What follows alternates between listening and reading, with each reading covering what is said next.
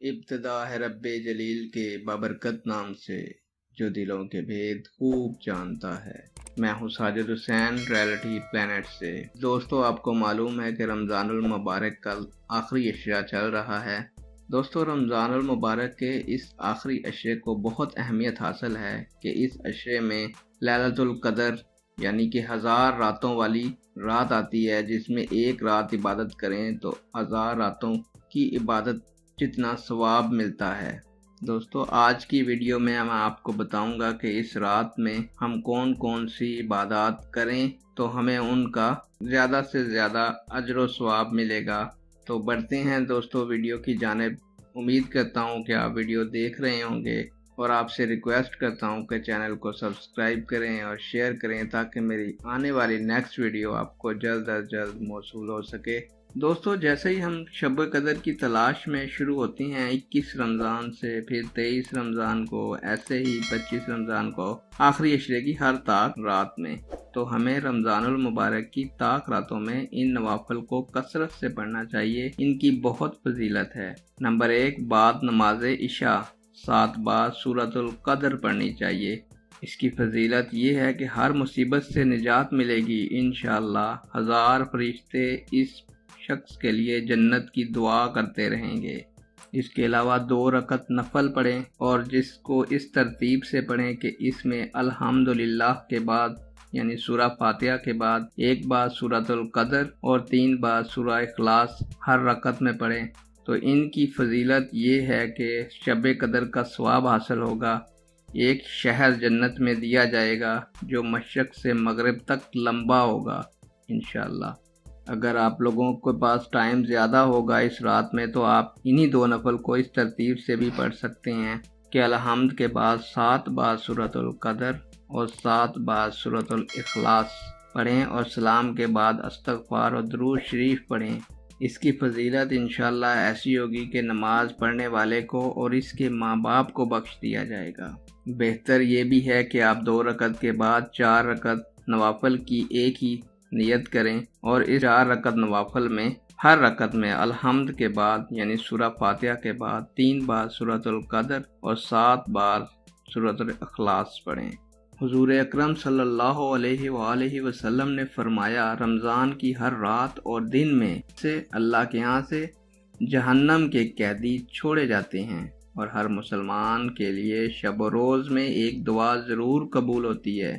دوستو، شب قدر کی فضیلت کے بارے میں حدیث نبوی حضرت ابو ہریرہ رضی اللہ تعالی عنہ سے مروی ہے کہ حضور نبی کریم صلی اللہ علیہ وآلہ وسلم نے ارشاد فرمایا، جو شخص حالت ایمان میں طلب ثواب کے لیے شب قدر میں قیام کرتا ہے، اس کے سابقہ گناہ معاف کر دیے جاتے ہیں۔ ایک اور ابن ماجہ کی حدیث ہے، حضرت انس رضی اللہ تعالی عنہ سے مروی ہے، انہوں نے فرمایا، ایک مرتبہ رمضان کا مہینہ آیا تو حضور صلی اللہ علیہ وسلم نے ارشاد فرمایا کہ تمہارے پاس یہ مہینہ آیا اور اس میں ایک ایسی رات ہے جو 1000 مہینوں سے بہتر ہے۔ جو شخص اس رات سے محروم رہ گیا تو تمام بھلائیوں سے محروم رہا، اور اس کی بھلائی سے محروم نہیں رہتا مگر وہ جو حقیقتاً محروم ہو۔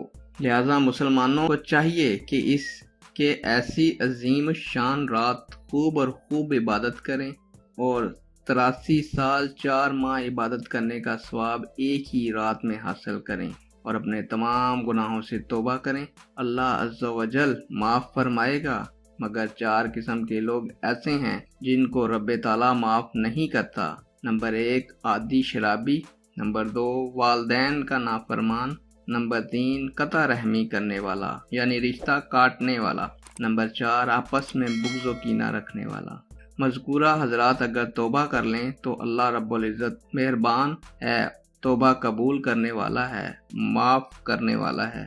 دوستو، جیسا کہ آپ کو معلوم ہے کہ پوری رات لیلۃ القدر عبادت کی رات ہوتی ہے۔ یہ کوئی بھی رات ہو سکتی ہے، 21 کی، 23 کی، 25 کی، 27 کی، 29 کی۔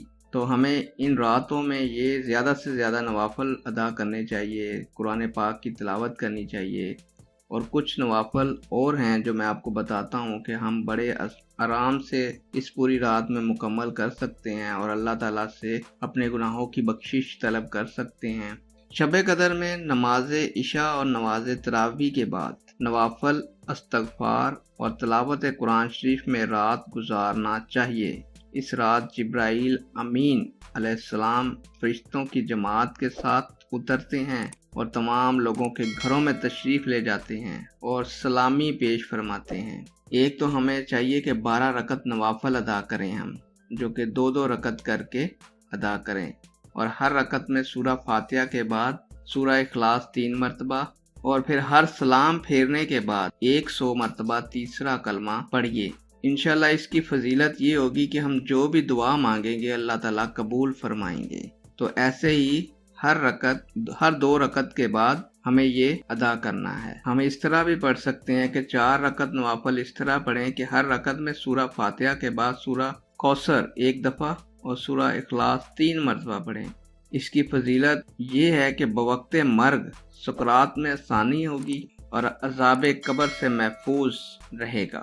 دوستو تیسری روایت میں یہ بھی ہے، تیسری جگہ پہ یہ بھی فرمایا گیا ہے کہ 2 رکعت نفل اس طرح ادا کرے کہ ہر رکعت میں سورہ فاتحہ کے بعد سورہ اخلاص 7 بار، سلام پھیرنے کے بعد اپنی جگہ بیٹھ کر استغفر اللہ 7 مرتبہ پڑھے۔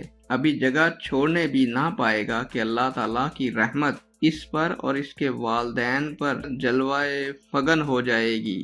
دوستو چوتھی جگہ پر یہ بھی ہے کہ ہم 4 رکعت نفل نماز اس طرح پڑھیں کہ ہر رکعت میں سورہ فاتحہ کے بعد سورہ قدر 1 بار، سورہ اخلاص 27 بار پڑھی جائے، پھر سجدے میں جا کر یہ دعا 1 بار پڑھے، یعنی سبحان اللہ والحمد للہ ولا الہ الا اللہ واللہ اکبر۔ تو انشاءاللہ جو جائز دعا مانگیں گے وہ قبول ہوگی اور گناہوں سے پاک و صاف کر دیا جائے گا۔ دوستو تیسرا عشرہ نجات کا عشرہ ہوتا ہے۔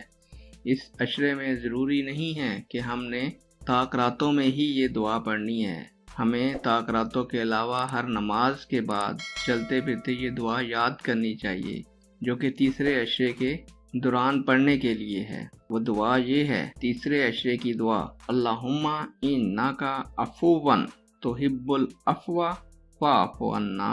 اے اللہ بے شک تو معاف کرنے والا ہے، معاف کرنے کو پسند کرتا ہے، پس ہمیں معاف فرما دے۔ آمین ثم آمین۔ امید کرتا ہوں دوستوں کہ آپ کو میری ویڈیو پسند آئی ہوگی، اور آپ سے ریکویسٹ کرتا ہوں کہ آپ اس کو زیادہ سے زیادہ شیئر کریں تاکہ اس سے زیادہ لوگ فائدہ اٹھائیں، عبادات کریں، اور ان کی عبادات میں ہمیں بھی ثواب حاصل کرنے کا موقع ملے۔ آپ سے اجازت چاہتا ہوں، انشاءاللہ کل پھر ملاقات ہوگی ایک نئی ویڈیو کے ساتھ۔ جزاک اللہ۔ اللہ تعالیٰ آپ لوگوں کا حامی و ناصر ہو۔